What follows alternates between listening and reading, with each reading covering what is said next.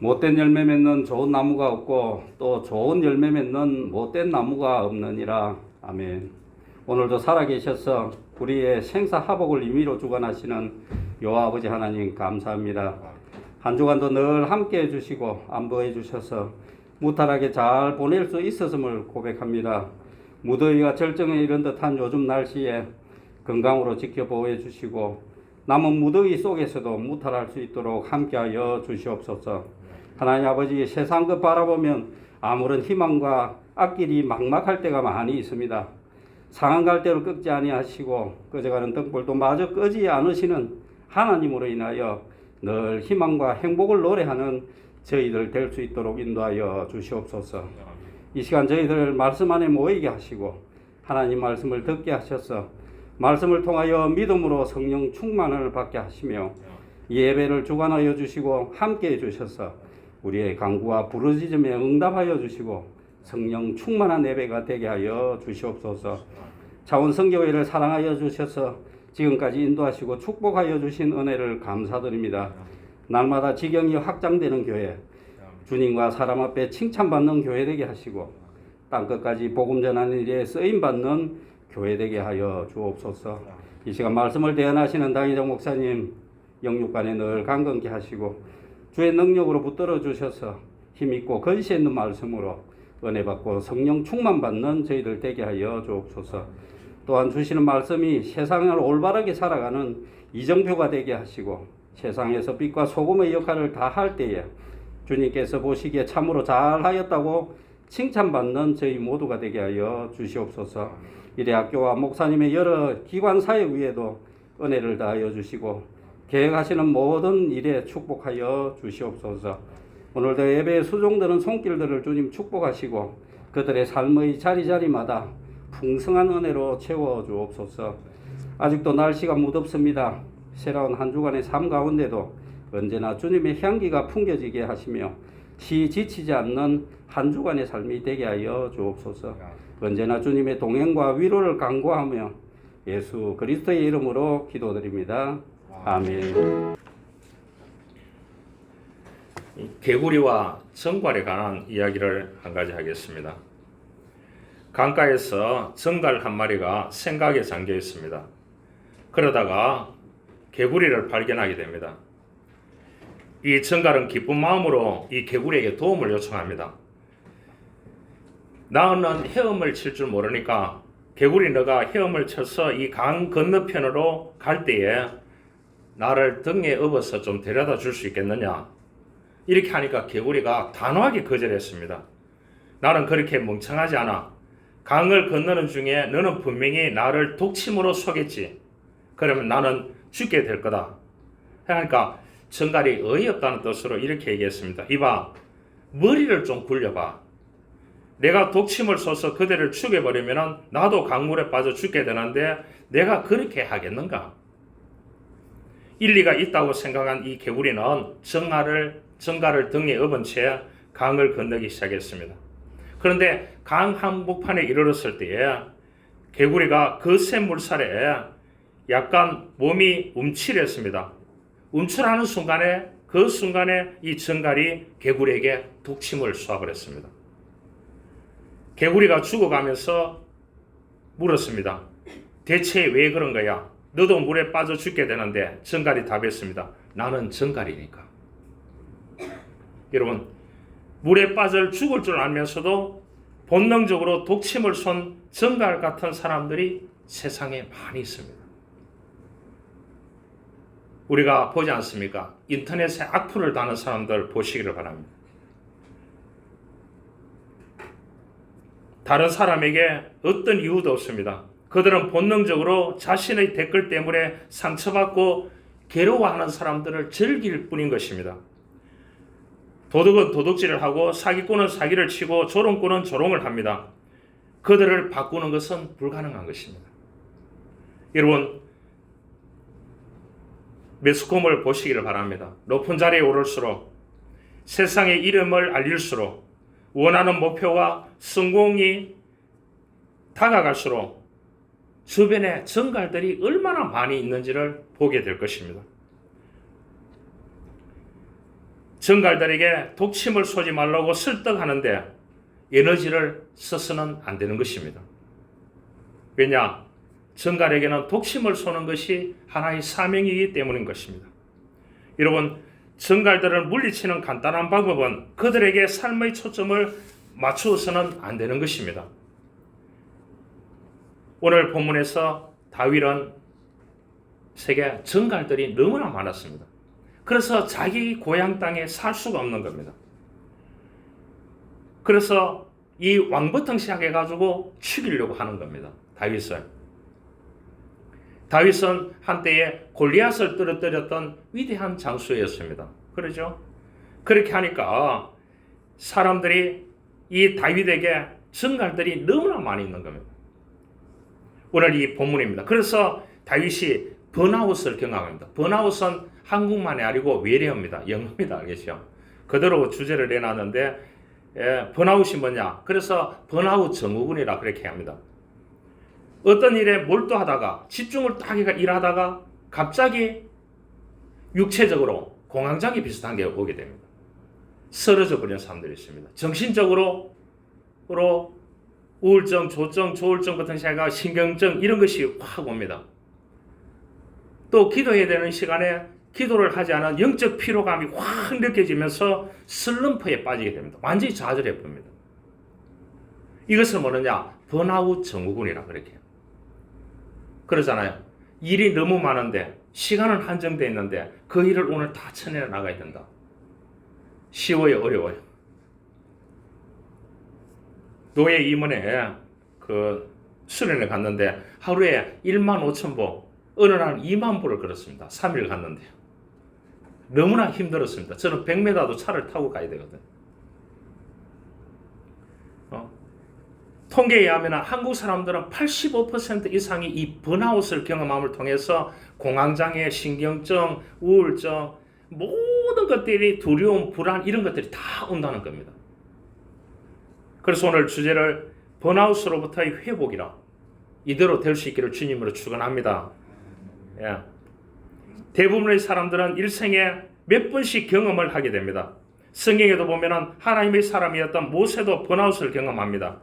민수기에 보면 책임이 심히 중하여 나 혼자는 이 모든 백성을 감당할 수 없나이다. 나를 죽여 내가 고난 당할 내가 보지 않게 하옵소서. 너무 힘드니까 모세도 하나님 나를 죽여달라고. 이 땅에 정말로 못 있겠다고 그렇게 얘기했습니다. 힘들어서. 그래서 하나님께 그만 나를 거두어 달라고. 오늘 이 다윗에게도 육체적으로, 영적으로, 정신적으로 번아웃이 왔습니다. 왜냐? 주변에 정갈들이 너무나 많은 거예요. 제가 목회를 해보니까 제가 30살의 목사가 되지 않습니까? 그러면 거의 30년 가까이 다가오고 있습니다. 예? 여러분 30살이 뭘 알겠습니까? 솔직하게 말해가지고. 그런데 그 목사라는 무게는 너무나 무게가 무거운 겁니다. 할 말 다 못하고 살아요. 그래서 내 주변에 있는 사람들은 저보고 그렇게 합니다. 교수로 살아라고. 목사로 살지 마라. 그렇게 얘기합니다. 그러나 내가 믿은 예수, 내가 맛본 예수, 내가 작정한 예수, 그것 때문에 목사가 됐지. 예? 그렇기 때문에 이 목사가 가장 귀중한 것입니다. 그렇기 때문에 이 일을 감당하는 것이 제일 힘든 것입니다.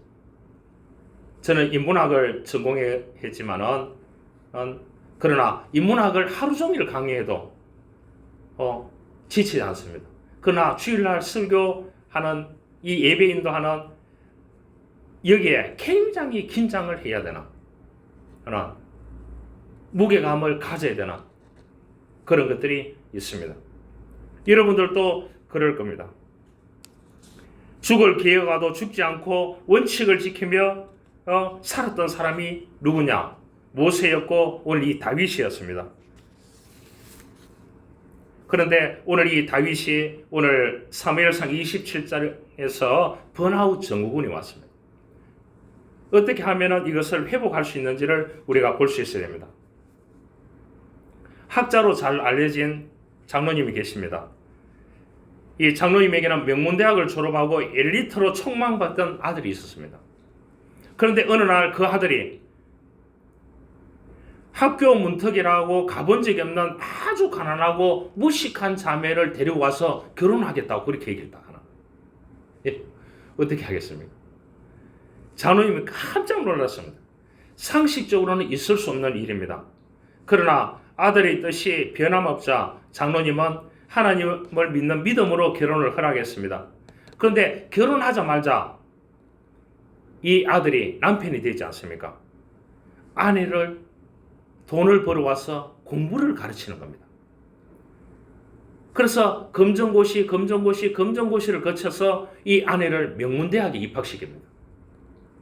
그래서 사람들로부터 존경받는 그러한 사람이 되고 가정에는 그야말로 가정을 잘 섬기는 아내요 며느리가 되어졌습니다.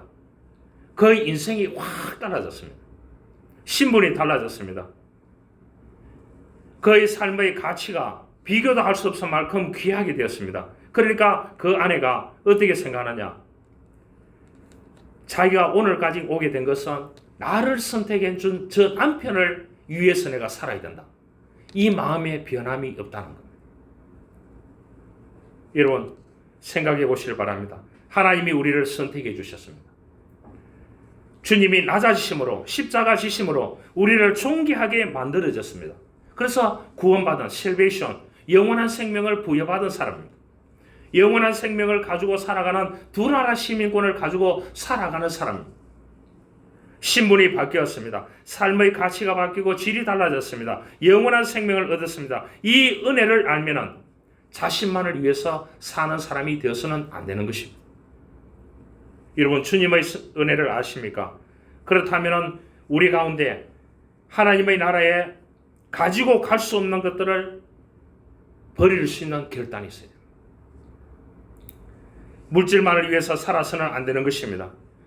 우리가 이웃을 돌아보면서 우리에게 주어졌는 사명들을 나누면서 또한 그 사람들을 챙기면서 살아가는 것이 그리스도인의 사명인 것입니다. 임용남이라는 분이 썼는 뭉치라는 책이 있습니다.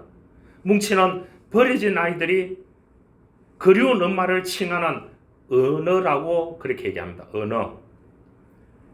그래서 경찰 출신의 아버지와 평범한 어머니 사이에서 출생을 하게 됩니다. 아버지가 도박 중독으로 파면을 당하고 심한 폐병을 앓게 되면서 불행이 찾아오게 되었습니다. 아버지가 경찰인데도요.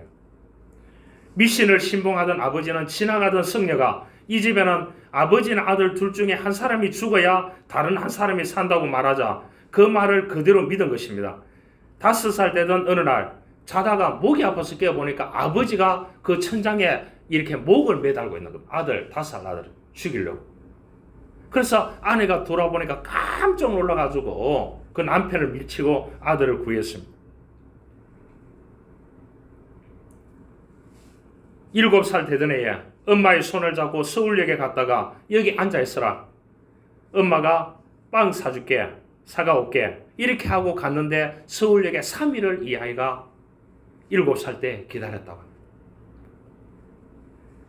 그래서 이제 불량한 아이들하고 섞이면서 쓰레기를 뒤지면서 엄마를 찾아 전국을 방황하게 됩니다. 그러다가 불량아 일제 단속 기간에 걸려서 경기도 성남도에 있는 불량아 수용소에 갇히게 됩니다. 섬에요. 생지옥 같은 곳에서 빠져나가기 위해서 3년 동안 7번 시도했을 때 바다를 헤엄쳐서 탈출하게 됩니다. 탈출한 다음에는 소매치기 폭력배에 연루다 해서 다시 감옥에 가게 됩니다. 그러나 가장 인생의 밑바닥이었던 그 감옥에서 주님을 만났습니다. 주님의 십자가의 은혜를 경험하게 됩니다. 누군가가 집어넣어준 성경을 읽다가 성경을 통해서 살아계신 하나님을 만났습니다. 나의 구원의 하나님이시여 나를 버리지 마시고 떠나지 마소서. 내 부모는 나를 버렸으나 여호와는 나를 영접하시리로다. 시편 27편 9절 10절을 읽다가 이 사람이 은혜를 받았습니다. 이 말씀이 자기에게 주시는 말씀에 부딪혀 온 것입니다. 내 부모는 나를 버렸지만 감옥 안에서 들어와 있는 나 같은 보잘것없는 죄인도 하나님이 사랑하셔서 나를 붙잡아 주시고 주님께서 십자가에서 나의 죄를 담당해 주시고 영접해 주시거나 이것을 깨닫겠죠. 그러면서 이분이 눈물을 흘리며 하나님을 아버지라고 부르며 기도하는데 성령이 임한 것입니다. 그래서 그토록 감옥에서 나와서 보고 싶었던 어머니를 찾아 헤매서 어머니를 찾았습니다. 하나님의 은혜 가운데 또한 아름다운 아내를 만나서 결혼하고 자녀를 두게 됩니다. 목사님의 도움으로 신학교에 입학해서 목회자의 길로 가게 됐습니다. 이분은 많은 불신자를 주님께로 인도하면서 이런 고백을 했습니다. 18년 동안을 어머니를 찾아 나섰는데 그 어머니를 찾아 나섰는 그 길 끝에 18년 길 끝에 주님께서 기다리고 계셨습니다. 아이러니 하지만은 지금 생각해보면 예초에 제가 찾아 나섰던 것은 어머니가 아니라 주님이었습니다. 돌고 돌아온 인생 광야길에 답은 주님밖에 없다는 것을 알게 되었고 주님은 모질게 버려진 제 인생을 감싸 주셨습니다. 저는 예수님을 만나면 저주받은 인생도 변하고 운명이 달라진다는 것의 사실의 산 증인입니다. 그렇게 고백했습니다. 할렐루야. 여러분, 우리는 번아울 때가 많이 있습니다. 그럴 때마다 주님을 다시금 만나고 경험해야 되는 것입니다. 그래야 그것으로부터 회복할 수 있는 것입니다. 다윗은 얼마나 고민이 많았겠습니까? 자기 고향 땅에 사는데 정갈들이 너무 많으니까 죽이려고 하니까 그 중에 왕이 특별히 군사를 풀어가지고 죽이려고 하니까 어떡하겠습니까? 그래서 고민 끝에 망명하기로 결정을 합니다. 600명의 군인과 그의 가족들이 있습니다. 여러분, 이 600명을 먹이 살린다는 게 이게 쉬워요, 어려워요? 자기 혼자 망명하는 것이 아닌 겁니다. 이 땅에 살면 자기가 죽으면 600명하고 가족들은 다 죽게 되는 것입니다. 그러죠? 그래서 이 600명 군인과 가족들하고 먹여 살리기 위해서 광야에서는 더 이상 살 수가 없는 것입니다. 그래서 고민 끝에 합리적으로 자기가 판단을 해서 어디냐? 최악의 이스라엘의 원수였던 블레셋으로 망명을 결정하게 됩니다. 그 당시만 하도 블레셋은 끝없이 이스라엘에게 약탈과 전쟁으로 그렇게 일삼았습니다. 그러기 위해서는 뭐가 필요합니까? 용병이 필요합니다. 그러잖아요. 영국은 장교들 빼고는 병사들은 전체가 다 네팔 사람들입니다. 그래서 여러분들 보시면은 네팔 사람들이 그 영국 군인이 되기 위해서요. 마지막에 그 24km인가 산을 오르는 25km를 메고 산에 오르는 마지막 코스가 있더라고. 영어는 너무나 잘해야 되고요. 그런데 거기에 당첨이 딱 되면 어떻게 되느냐? 한 50명의 가문이 나와가지고 박수를 치더라고. 그런데 영국 군대를 한 명이 딱 가면 50명의 가문을 먹여 살린대요. 박수 안 치겠습니까? 그래서 영국은 병사들은 전체 네팔 사람들을 용병으로 쓰고 있습니다. 그러니까 이 블레셋 군대가 조그마한 나라니까, 조그마한 곳이니까 어떻게 되겠습니까? 용병이 너무나 필요한 것입니다. 이집트에서 올라오는 사람들, 그러잖아요. 그 사람들, 이러한 사람들 용병으로 쓰고, 쭉 중동에서 오는 사람들 용병으로 쓰게 되는데 용병이 필요하잖아요. 다윗이 600명을 거느리고 10,000명을 하니까 최고의 용병이지 않겠습니까? 다윗이 가드에 도망한 것을 어떤 사람이 사울에게 전함이 사울이 다시는 그를 수색하지 않으리라. 사울이 이 왕입니다. 다윗이 죽이기를 포기한 것입니다. 그런데 다윗은 이제 죽음으로부터 도피는 되었습니다. 6절에 보니까 아기스가 블레셋 왕입니다. 알겠죠? 그날에 시글락을 그에게 주었으므로 시글락이 오늘까지 유다 왕에게 속하니라. 그렇게 얘기를 했습니다. 여러분, 한 동네를 줘버리는 겁니다. 다윗에게. 왜 줬겠습니까? 아기스 왕이에요. 블레셋 왕이에요. 다윗은 누구를 죽였는 사람이라고요? 블레셋의 위대한 장수 골리앗을 넘어뜨려 죽였는 사람입니다. 이 사람이 망명해 오니까 어떻게 되겠습니까? 이스라엘 전하라를 치는데 굉장히 이 600명의 군사, 이 용병만 동원해도 이스라엘은 한 방에 시계만 골로 보낼 수 있는 겁니다. 그러니까 그 당시에 블레셋 시민들, 국민들, 아기스 왕 극진하게 다윗을 대접합니다. 생각해 보시길 바랍니다. 아이러니 하지 않습니까? 다른 곳 같으면 원수가 왔다고 다윗을 죽일 텐데 가드 사람들은 오히려 환영합니다. 이들이 볼 때는 위대한 군인 골리앗을 죽인 다윗은 골리앗보다 더 위대한 용사였던 것입니다.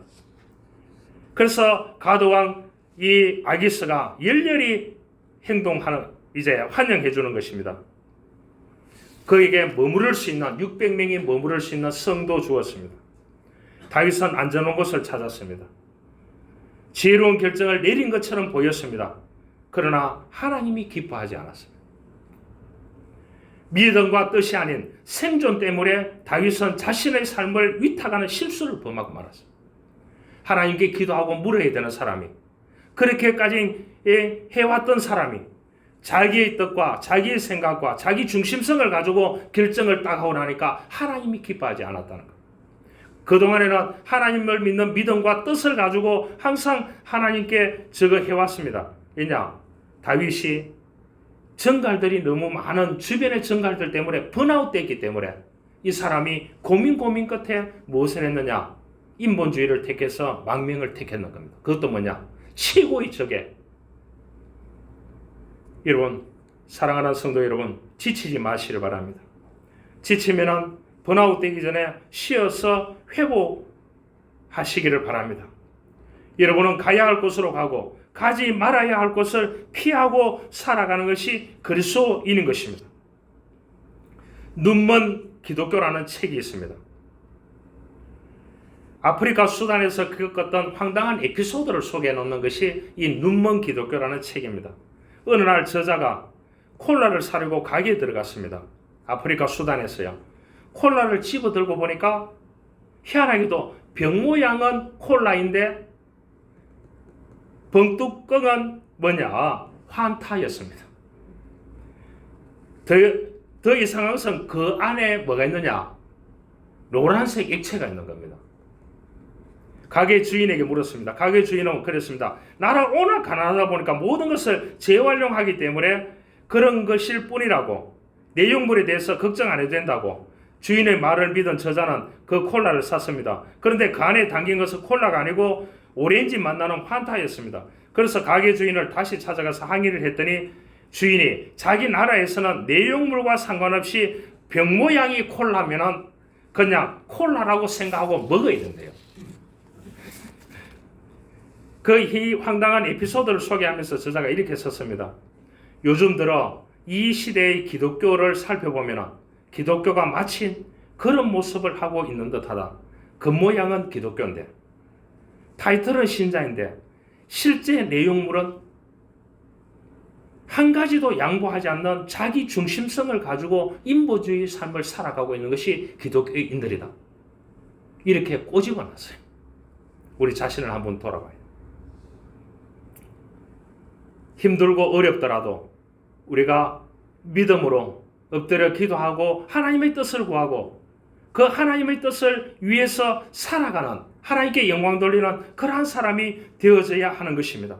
이 다윗은 엄청난 자기 중심성을 가지고 고민하다가 망명의 길을 600명도 살리고 자기도 사는 길을 택했지만 하나님이 그 블레셋을 원치 않았기 때문입니다.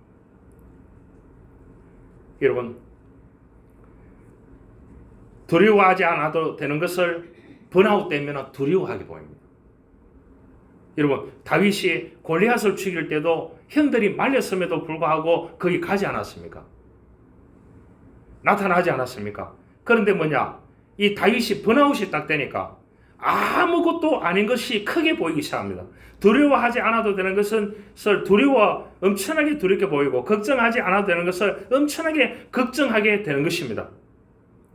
다윗이 번아웃 딱 되니까 어떠냐? 사울 왕이 너무 크게 보이는 거예요.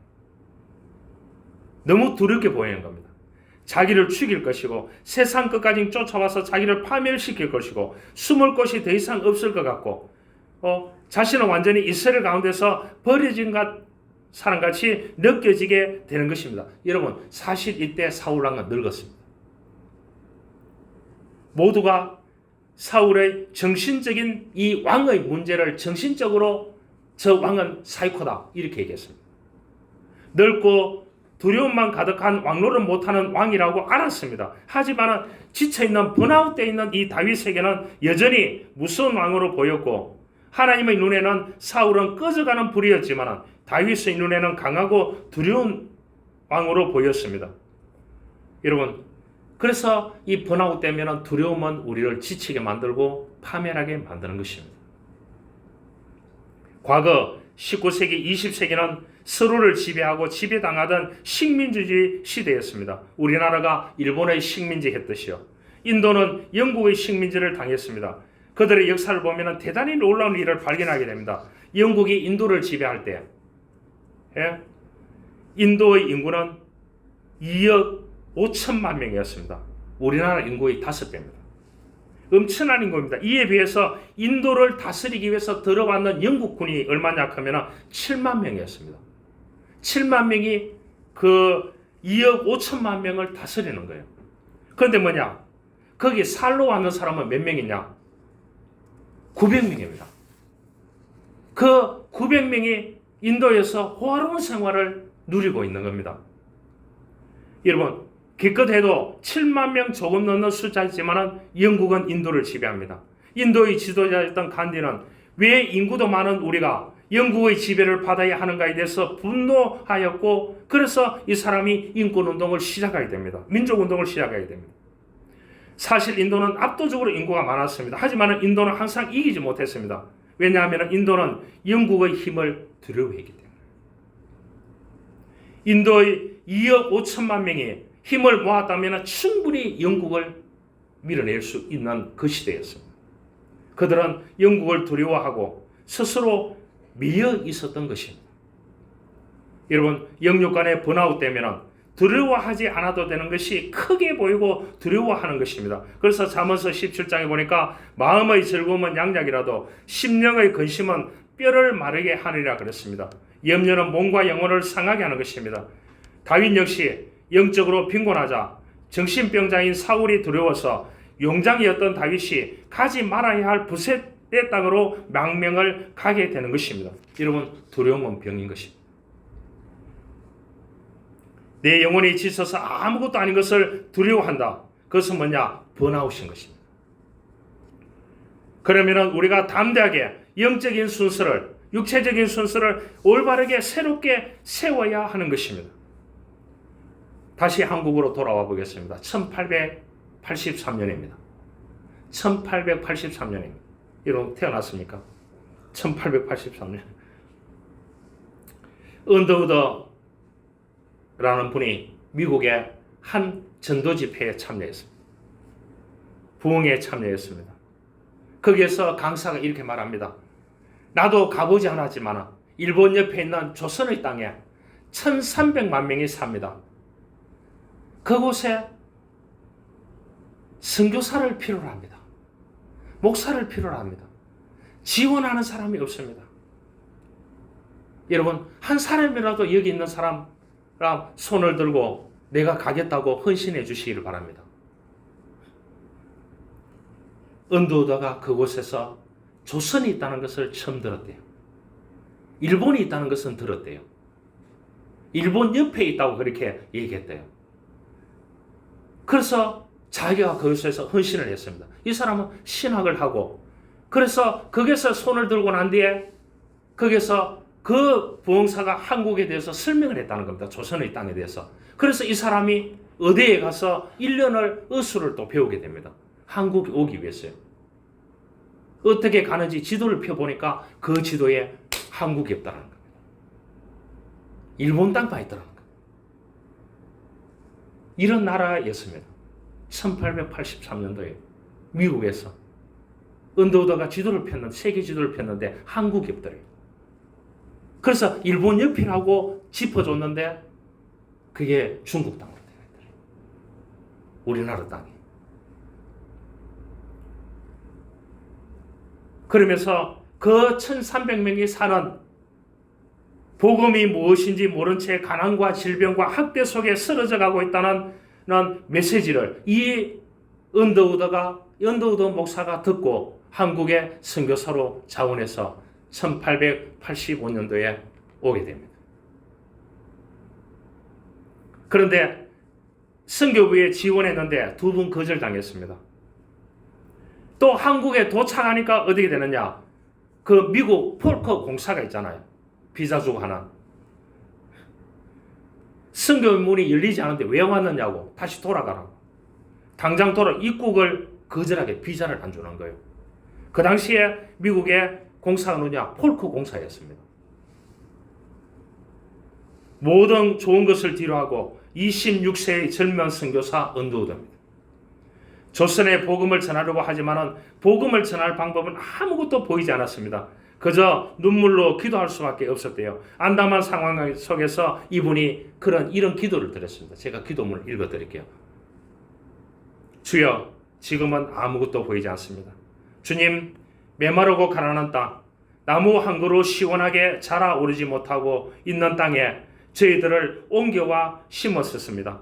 그 넓고 넓은 태평양을 어떻게 건너왔는지 그 사실도 기적만 같았습니다.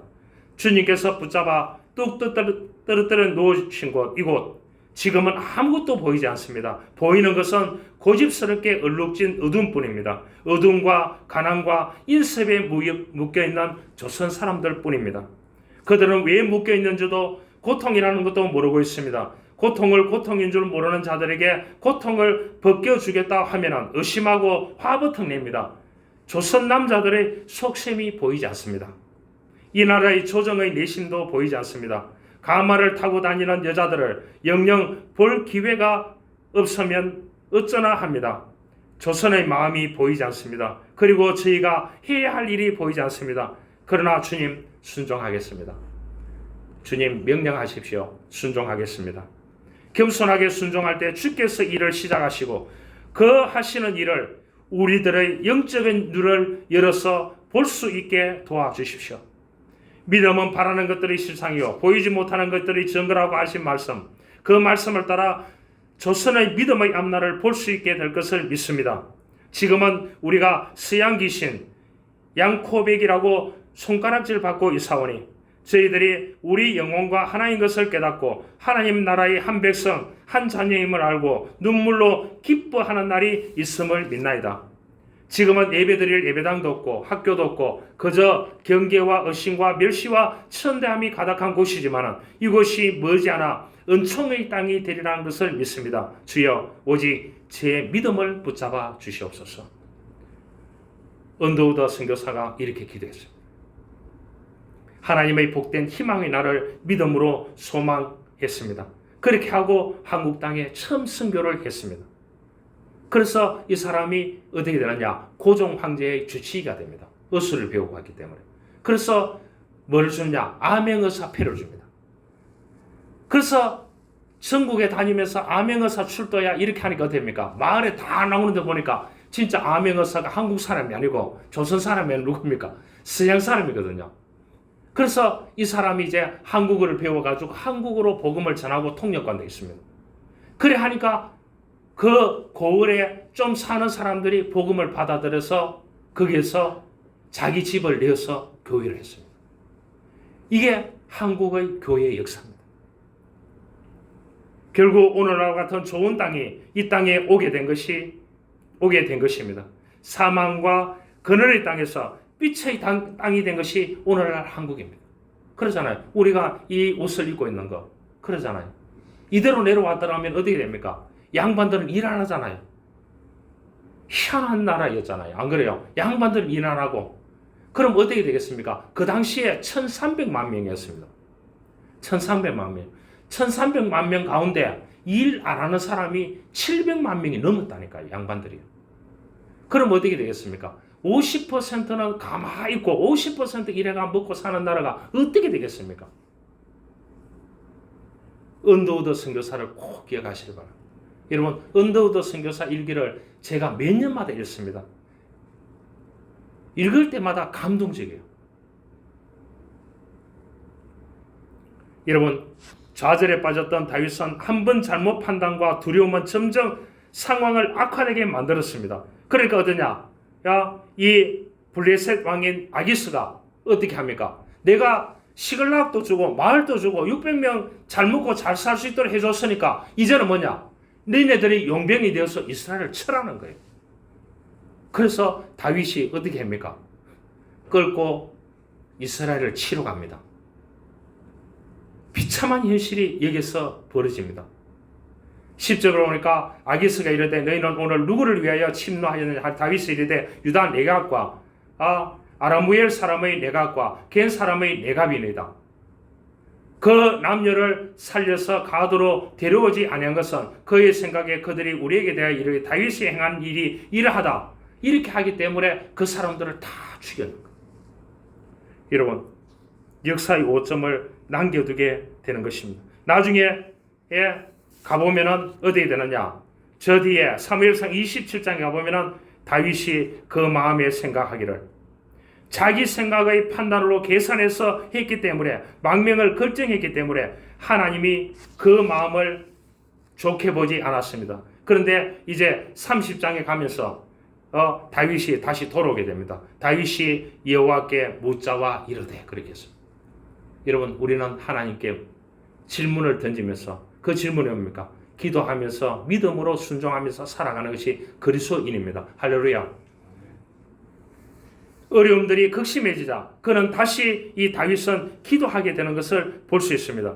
지금은 자기 판단과 계산으로 다 자기 생각으로 했다고 사무엘상 27장 1절에 말했습니다. 다윗이 그 마음에 생각하기를 딱 그렇게 했습니다. 그러나 이것이 이제 나중에 오판되었다는 것을 알고 30장에 가보면 다윗이 여호와께 묻자와 이르되 탈진 상대에서 벗어나서 하나님의 중심으로 다시 돌아왔는 이 다윗을 바라보게 됩니다.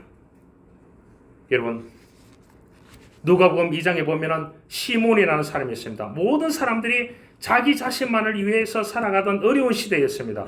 그런데 시몬은 어려운 사람으로 건강하게 살았습니다. 하나님께서 주신 비전이 그리스도를 너는 보고 죽을 거라 이렇게 예언을 했습니다.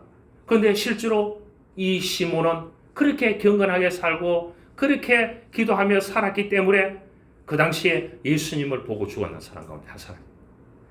안나라는 사람은 이 여성은 결혼한 후에 7년 만에 남편이 죽게 됩니다. 청산과부로 84세까지 살았습니다.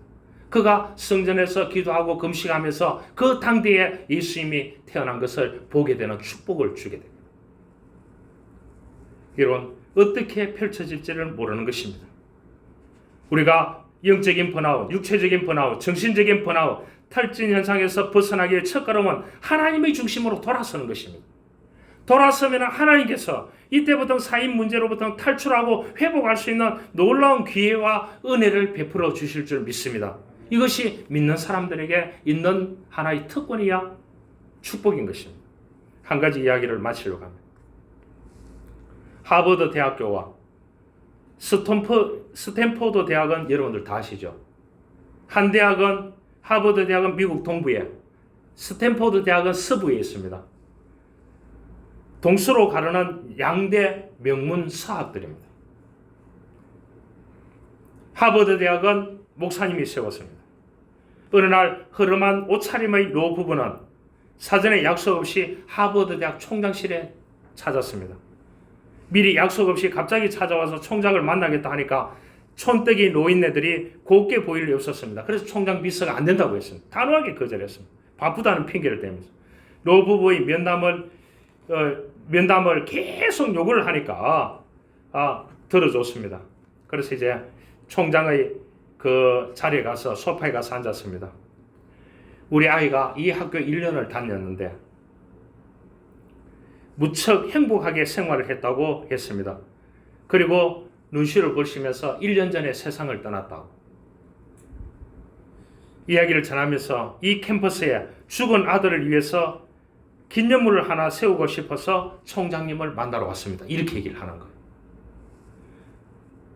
그러니까 사연을 들은 이 총장님은 감동은커녕 노부부의 불평인 당인 말로 거절의 의사를 내비쳤습니다. 우리는 하버드 대학에 다니다가 죽은 사람 모두를 위해서 동상을 세울 수 없습니다. 그렇게 되면 이 학교는 공동묘지가 됩니다. 그렇게 얘기해요. 그러니까 이 노부부는 그렇게 얘기했습니다. 아니요, 총장님. 동상을 세우려는 것이 아니고 그 아이를 위해서 하버드 대학의 건물 하나를 기증하고 싶어서 총장님을 찾아왔습니다. 이렇게 하니까 이 총장은 의아하게 생각했습니다. 건물이라고요? 건물 한 개 지으려고 하면 750만 달러가 있어야 됩니다. 여러분, 750만 달러가 엄청난.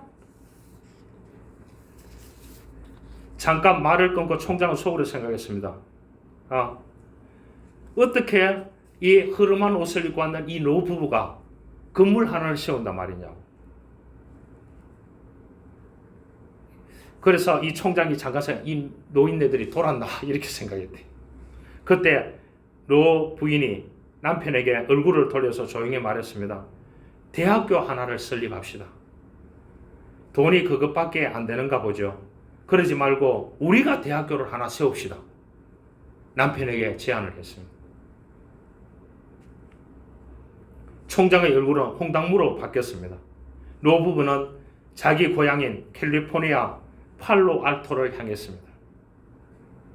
그리고 하버드 대학에서는 더 이상 기억해주지 않는 아들을 생각하며 니랜더 스탠포드라는 이름을 따서 스탠퍼드 대학교를 설립하게 됩니다. 그래서 서부의 명문대 스탠포드가 탄생한 배경이 되었습니다. 여러분, 하나님은 교만한 자를 물리치고 겸손한 자에게 은혜를 주신다고 했습니다. 우리가 어떤 일이 있더라도 겸손하기를 원합니다. 영적으로, 육적으로, 또한 정신적으로, 삶적으로 번아웃이 왔다 하면 하나님의 중심적으로 돌아갈 수 있기를 바랍니다. 하나님의 중심의 신앙을 회복하기를 원합니다. 그래서 우리에게 있는 육체와 영적인 것과 모든 부분을 회복할 수 있는 은혜가 있기를 주님의 이름으로 축원합니다. 하나님 감사합니다. 오늘 이 다윗은 육체적으로, 영적으로, 정신적으로 번아웃이 왔습니다. 고민하다가 인본주의로 그는 블레셋의 망명을 결정했습니다. 그곳에서 용병이 되어서 자기 민족을 죽이는 사람이 되어졌습니다. 자기는 안락한 생활을 했습니다. 그러나 그것이 하나님의 뜻이 아니었습니다. 그래서 그는 다시 회개하고 여호와 하나님께 물었습니다. 그래서 그는 다시 돌아오게 됩니다. 회복하게 됩니다. 하나님의 중심성을 우리가 회복하기를 원합니다. 주님, 우리도 번아웃 될 때가 있습니다. 육체적으로, 영적으로, 정신적으로, 삶적으로 번아웃 될 때에 하나님의 중심성을 회복함을 통하여 하나님께서 힘 주시기를 원합니다. 그 힘을 가지고 살아가는 믿음의 사람으로 살고 싶습니다. 하나님, 우리 모든 교우들에게 은혜를 베풀어 주옵소서. 구주 예수 그리스도의 이름으로 기도하옵나이다. 아멘.